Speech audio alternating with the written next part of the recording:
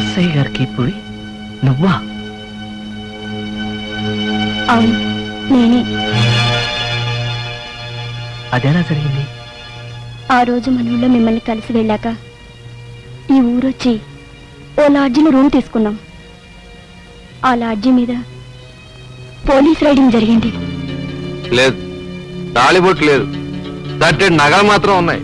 Very rich అనమాట. లేదు, వీడికి రిస్టు వాచి కూడా లేదు. పరమపూర్ అన్నమాట. ఒక పరమపూర్ గుంటడు, ఒక వెరీ రిచ్ గుంటది. ఈ లాడ్జింగ్ లో ఫ్యామిలీ చేసేసుకుంటున్నారంటే దీని అర్థం ఏమైంటుందబ్బో? సార్, మేమిద్దరం ప్రేమించుకున్నాం. పెద్దవాళ్ళు ఎవరు ఒప్పుకోలేదు సార్. అందుకే ఇంట్లోంచి పారిపోయి వచ్చేసాం. రేపు ఎల్లుండా పెళ్లి చేసుకుంటాను సార్. పెళ్లి పెటాకులు లేకుండా లాడ్జిలో దిగి పోలీసులు దొరికాక మీరేం చెప్పినా నేను అసలు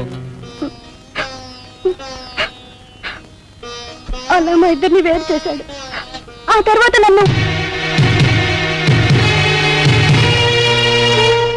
అతనికి ఏం జరిగిందో తెలియదు.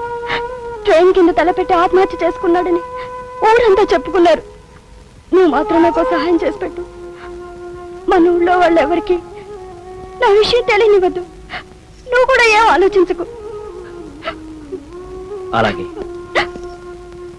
నాకు మాట ఇవ్వు.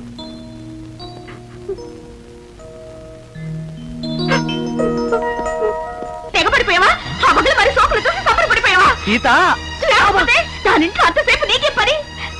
నేనింతకాలం నువ్వు అమ్మాయికుడివి మంచివాడు అనుకున్నానే కానీ నీకింత అమ్మాయిలు పిచ్చుంటుందని దేనికి పడితే దానికి తయారైపోతావని ఊహించలేకపోయాను.